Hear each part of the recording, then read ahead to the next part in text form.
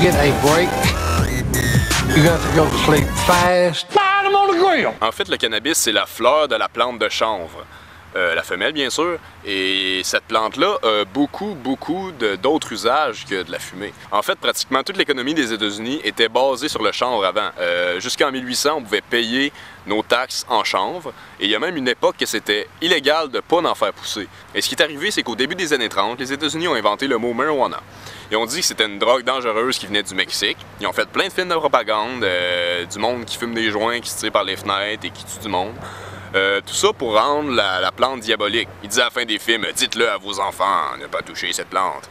Dans le fond, en même temps d'arrêter la prohibition de l'alcool, ben ça a été un prétexte pour rendre la plante illégale. Non seulement le pot comme on le connaît si bien, mais la plante de chanvre qui servait à tout. En fait, oui, le pot c'est dangereux, mais pas pour nous, pour l'industrie. Ça a permis le monopole de l'industrie pétrolière, l'industrie forestière, les pharmaceutiques, les textiles qui demandent des pesticides et autres, et ainsi de suite. Mais je sais pas si vous vous rendez compte, mais c'est déjà énorme. Juste le côté environnemental, s'il y avait encore du chanvre qui poussait partout, on aurait quasiment rien de ça, le réchauffement de la planète n'existerait pas. Ça a la capacité d'aider la couche d'ozone à se refermer.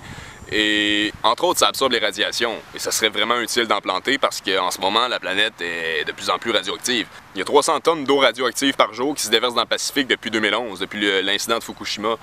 Et ça continue encore et encore. Ça fait longtemps que c'est rendu ici et partout, dans notre eau, dans notre bouffe, partout. Donc, de planter du chanvre et du tournesol et d'autres plantes aussi, mais entre autres, le chanvre, ça a la capacité d'absorber les radiations. Donc, qu'est-ce qu'on attend? Aussi, une tonne de chanvre absorbe 1,63 tonnes de CO2, soit 4 fois plus que les arbres. Quand on regarde l'histoire, ça fait environ 75 ans qu'on détruit la planète au rythme auquel on le fait. Et ça fait environ 75 ans qu'on a rendu le chanvre illégal. C'est directement relié. Pourquoi qu'ils l'ont rendu illégal? Ben parce que ça pousse partout. C'est une ressource illimitée qui pousse à chaque année, partout sur la planète, donc tu peux pas avoir de monopole dessus. C'est impossible de faire du profit dessus parce que c'est une ressource abondante, illimitée et disponible à tous et à toutes. C'est beaucoup moins contrôlable que le pétrole, les arbres, les pilules prescrites et tout ça. Industrie pétrolière. On peut tout remplacer les produits de l'industrie pétrolière en fait. On peut faire non seulement du biodiesel, mais aussi avec la résine, on peut faire du bioplastique, du plastique biodégradable. Ça, c'est quand même quelque chose, là. Je veux dire, on pourrait prendre une bouteille de plastique, de chanvre biodégradable, la mettre dans le compost, elle se dégrade. Pas d'île de plastique, pétrole, ça rapporte plus. Un des modèles d'Henry Ford de 1941, le modèle T, il était construit en résine de chanvre, il était 10 fois plus solide que l'acier et il roulait au biodiesel de chanvre. Donc pourquoi est-ce qu'on fait encore la guerre pour le pétrole et pourquoi est-ce qu'on se bat encore pour pas qu'il y ait de pipelines sur notre territoire? Oui, on sait que ces trucs-là existent, mais il faut arrêter d'espérer que ces changements-là arrivent dans le système parce qu'on sait que jamais ils voudront cesser leur profit. America, everybody is in too big of a rush. Lay back, take a sip of tea. Mow a little grass, and then if you get tired, take you a nap. C'est qu'on n'est pas obligé d'accepter ces merdes détruiseurs d'environnement et d'eau et d'humanité et de vie.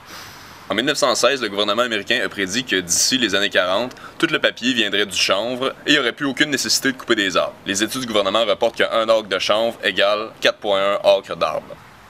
C'est quand même fou, là. Donc t'as pas besoin de couper l'oxygène de la planète. Et non seulement ça, mais c'est annuel. Donc, ça repousse à chaque année. On peut faire du papier. La Constitution des États-Unis a été écrite sur du papier de chanvre. Le procédé de fabrication du papier de chanvre demande pas de blanchiment au chlore, ce qui produit de la dioxine, et demande de 75% à 85% moins d'acide sulfureux. Le papier de chanvre peut être recyclé de 7 à 8 fois, comparé à 3 fois pour le papier de bois. L'utilisation de la pulpe de chanvre pourrait nous permettre de mettre fin à la déforestation de nos pays, tout en produisant un meilleur papier pour environ la moitié du prix que le papier de pulpe de bois. Les moulins à papier existants n'auraient besoin que de conversions mineures pour passer de la pulpe de bois à la pulpe de chanvre. En fait aussi, c'est un matériel de construction incroyable. Tu peux faire des maisons entières en chanvre. Une maison en chanvre va être 7 fois plus solide que le béton tout en pesant la moitié. C'est aussi 3 fois plus élastique, donc même les tremblements de terre peuvent pas le craquer. Et plus les années passent, plus ça se solidifie. C'est auto-isolant, donc l'hiver il va faire chaud, l'été il va faire frais. C'est résistant à la pourriture, aux insectes, aux fungus, à la moisissure, aux rongeurs. C'est ininflammable et c'est résistant à l'humidité. Les murs ils respirent, donc t'as l'air de l'extérieur à la place d'avoir l'air de l'intérieur, l'humidité, tout ça. Non, ça circule. Il existe encore des maisons de chanvre qui sont construites depuis des centaines d'années. Industrie pharmaceutique. Et oui, Cannabis sativa est l'une des plantes qui a le plus de propriétés médicinales. Dans cette charte-là, on voit toutes les fonctions que la plante a. Les cannabinoïdes, ça a des fonctions antipsychotiques, antiépileptiques, neuroprotectifs, anti-cancer, antibactériennes, antidiabétiques, un stimulant des os, anti-inflammatoire. Sinon, le THC, tétrahydrocannabinoïde, c'est aussi anti-anorectique, stimulant des os et anti-épileptique. Et ça, je peux confirmer aussi anti-épileptique. J'ai un de mes amis qui faisait des crises d'épilepsie presque tous les jours avant, et depuis le jour où il a commencé à fumer du pot, il n'en a plus jamais refait. Et bien sûr, la façon correcte d'avoir les bienfaits médicinaux, c'est pas de le fumer, c'est de soit le vaporiser ou de le manger, ou d'extraire l'huile et de la consommer directement. Il doit y avoir d'autres façons, mais je les connais pas toutes. Et avant, c'était possible d'acheter un petit flacon de cannabis sativa à la pharmacie. Et ça a été enlevé avec la prohibition. Ah là là! Textile. Contrairement au coton qui demande énormément de pesticides et qui fait énormément d'argent à Monsanto avec son fameux Roundup, le chanvre ne demande aucune pesticide parce que devinez quoi? Ben c'est ça la fonction première du cannabis, de la fleur femelle. C'est un insecticide naturel. Je crois que la plupart des bateaux qui ont traversé l'océan Atlantique pour venir à la conquête de l'Amérique avaient des toiles faites en chanvre. Et en fait, c'est que c'est la fibre la plus polyvalente au monde, donc tu peux vraiment absolument tout faire avec ça. Tu peux faire des cordes non seulement, ils sont très solides. Je m'en demande pas pourquoi qu'on utilise encore du pétrole pour faire des cordes. Mais aussi, c'est ça, c'est le matériau, la fibre la plus polyvalente. Donc, tu peux faire des vêtements, des chandails, et ce qui est magique, c'est que, en fait, il rapetissera jamais au lavage. Il va toujours garder sa forme toute sa vie, et sa durée de vie va être vraiment très longue. Et ce qui est magique, c'est qu'à chaque fois que tu le laves, il va devenir plus doux. C'est une autre des raisons pourquoi on n'a pas de linge de chanvre, parce que les compagnies de vêtements, ils feraient plus de profit pendant tout. Profit.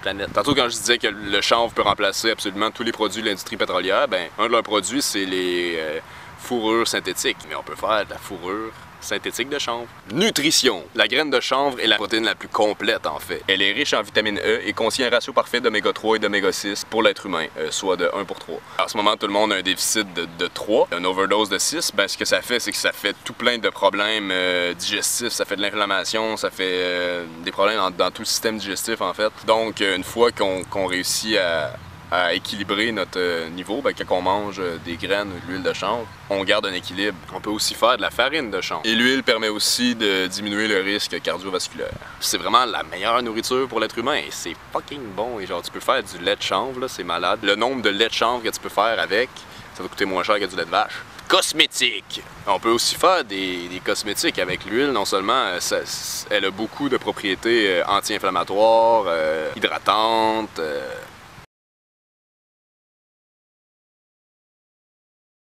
Quand on regarde l'histoire, ça fait environ 75 ans qu'on détruit la planète au rythme auquel on le fait. Et ça fait environ 75 ans qu'on a rendu le chanvre illégal. C'est directement relié. Faut faire le lien. Il y a des connexions qui se font. On se demande s'il faut qu'on change nos recettes sans ferme laitière. Du lait d'amande ou de chanvre, des couvertes qui datent pas d'hier. C'est pour ça que tu démonises le chanvre étant donné tout ce qu'il peut faire comme remplacer toute l'industrie pétrolière et forestière. Mais pourquoi tu me mentis, illégal mais biodégradable? C'est vrai que les projets d'Henry Ford seraient beaucoup moins contrôlables et que tes produits du pétrole sont pas mal plus rentables que plantes qui poussent n'importe où. Disponible et abordable, oublie le virage énergétique en bâche en transport ferroviaire. J'avoue, mais gars, c'est que c'est pas l'argument pour qu'on adore à ton planning politique d'oléoduc sécuritaire. Le versement nécessaire pour des versements de salaire! Donc, en conclusion, le choix est assez simple.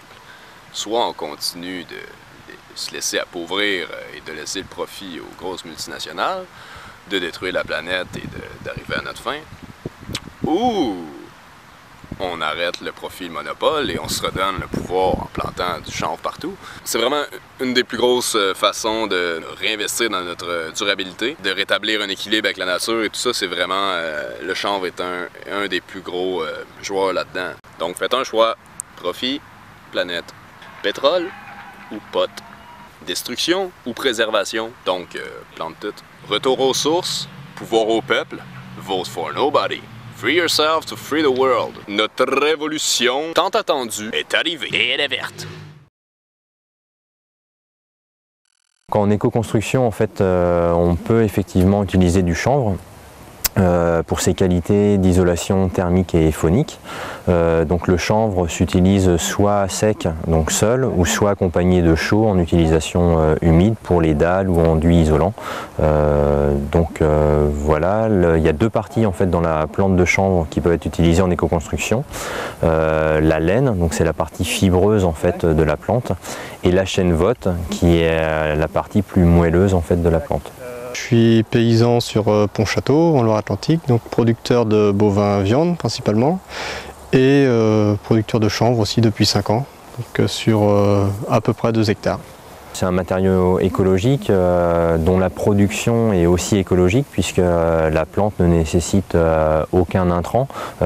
Voilà, un producteur la met en place, il a juste le semis à faire et après il réintervient qu'au moment de la récolte. Donc c'est une plante, on peut dire, qui respecte l'environnement et qui a vraiment énormément de qualité voilà, en termes d'utilisation dans l'habitat. Donc effectivement, progressivement, bon, à force d'information et de sensibilisation, les éco-constructeurs ou les particuliers commencent à l'utiliser de plus en plus. Tout le chanvre est commercialisé en circuit court, donc on le vend directement aux éco-constructeurs ou autoconstructeurs. Et un petit peu des artisans, mais pour le moment on n'est pas encore très développé au sein de Chanvre et Paysan à ce niveau-là. Parce qu'il nous manque une étape défibrage en fait, pour séparer la laine de la chènevotte et avoir un produit plus normé en fait, parce que les artisans attendent un produit vraiment bien calibré et puis régulier. Donc pour le moment on n'est pas encore en mesure de fournir. Normalement ça devrait venir assez rapidement. Mais... C'est la prochaine étape? Voilà, c'est la prochaine étape. La transformation. Ouais. C'est ça. Donc là on est en train de prendre des contacts pour un trieur. Et on espère que ça va arriver d'ici l'hiver ou le printemps prochain. La première étape effectivement de la filière, c'est la production. Il faut avoir un groupe de producteurs assez conséquent pour pouvoir faire une offre voilà, collective. Donc c'est comme ça un petit peu que la filière est née au sein des CIVAM avec un groupe de producteurs qui s'est intéressé à la culture de chanvre, notamment sur l'entrée à faire une production non alimentaire valorisable en circuit court. Donc ils se sont tournés vers le chanvre pour répondre à une demande d'autoconstructeurs qui était assez éparse au début. Ensuite les artisans ont commencé à s'intéresser à ce produit-là et du coup le groupe s'est étoffé petit à petit et depuis 4-5 ans on évolue avec 20 à 30 hectares chaque année donc sur le département et un groupe qui varie entre 10 et 15 producteurs. J'ai fait une maison en ossature bois et sur l'ossature j'ai fait du branchage chaud chanvre, donc c'est-à-dire on prend deux planches en bois qu'on écarte de 40 cm et on remplit avec une bouillie chaud chanvre qu'on tasse, on retire les planches et le mur est fait. Et... Que tu fais toi-même. Voilà, ouais. Là, tu as ton champ, ouais. Comment tu fais? Eh ben, à partir du champ, donc en fait la plante pousse, on la récolte, donc on la fauche, on la met en andin, donc c'est-à-dire on la met en ligne. Une ensileuse vient, donc c'est un gros broyeur, ça broie et donc là on obtient du chanvre comme il est là, donc avec de la chènevotte, donc c'est-à-dire les petites pailles, donc c'est ce qui sert à faire les murs. Et autrement on a une fois trié. Il nous reste la laine et donc ça je l'ai utilisé sous toiture pour isoler en vrac. Donc il y avait une utilisation humide avec de la chaux pour les murs et une utilisation sèche sous toiture. Aujourd'hui, les projets d'éco-construction ont tendance à augmenter de par la conjoncture aussi énergétique dans laquelle on est. Donc cette plante-là où les qualités du chanvre aussi sont de plus en plus reconnues. Voilà, progressivement, aujourd'hui, voilà, c'est une plante qui a un avenir certain en fait dans l'habitat, à condition effectivement de la faire connaître et pour le groupe de producteurs d'être en mesure voilà, de la défibrer pour répondre à une demande plus diversifiée. C'est sympa ouais, de voir sa maison pousser dans le champ et après de la réaliser. C'est vrai que c'est quand même... ouais, je suis assez fier quand même. Ouais.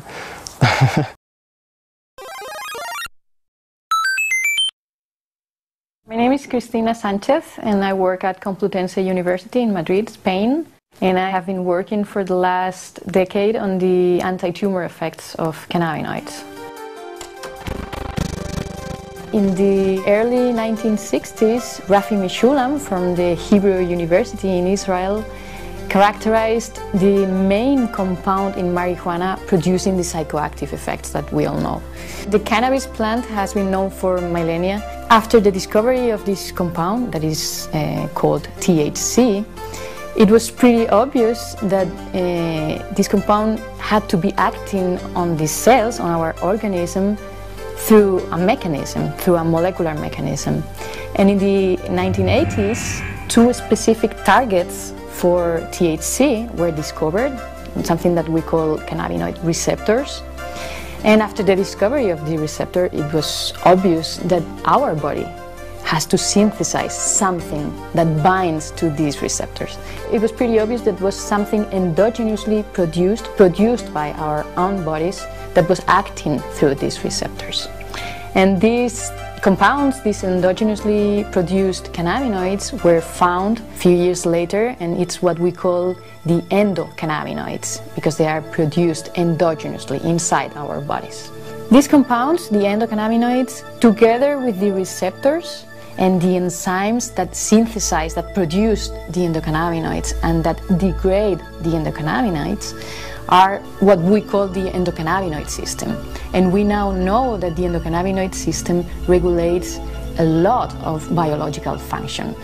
Appetite, food intake, motor behavior, reproduction, and many, many other functions. And that's why the plant has such a wide therapeutic potential.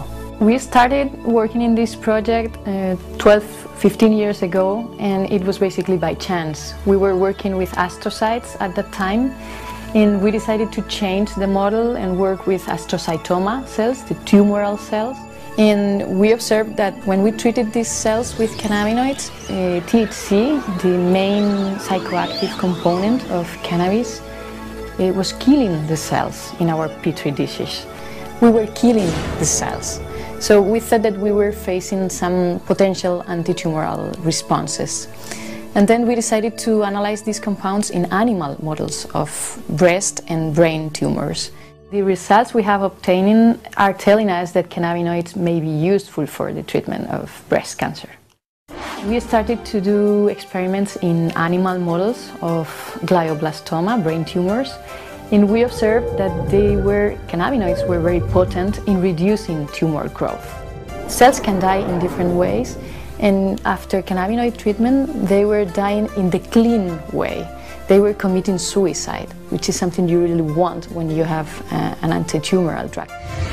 One of the advantages of cannabinoids or cannabinoid-based medicines would be that they target specifically tumor cells. They do not have any toxic effect on normal, non-tumoral cells. And this is an advantage with respect of standard chemotherapy that target basically everything. When we started to see these anti-tumor and cell-killing effects on cancer cells, we decided to set aside our metabolic studies and to focus on cancer.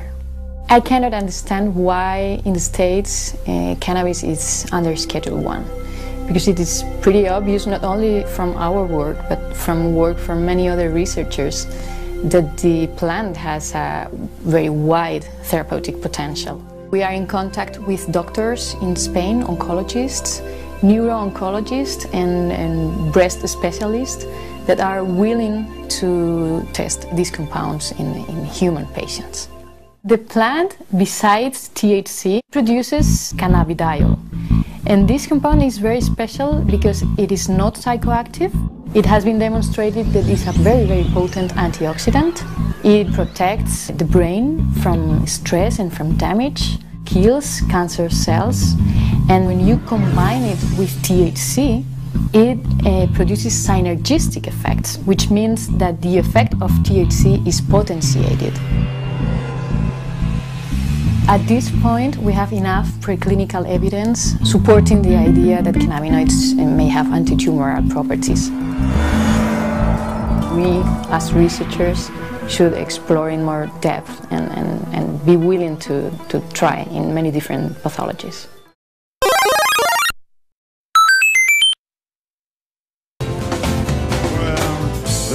Some way out of here, said the joker to the thief. There's just too much confusion, can't get no relief. Businessmen, they drink my wine, plowmen dig my earth. None of them along the line know what it is it's worth.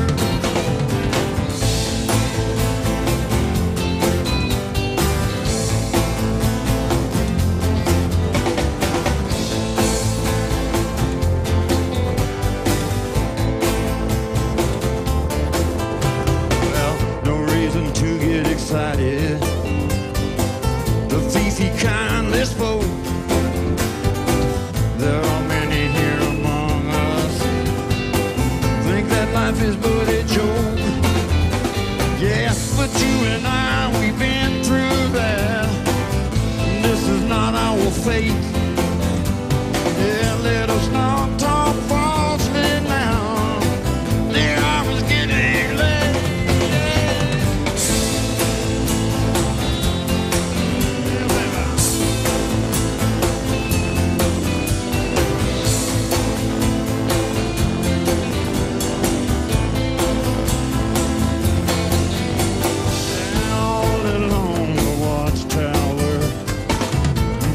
Kept the view while all the ladies they came and went, bed from southern too. Outside in the cold distance, wildcats did growl. Two riders were approaching, and the wind began to howl.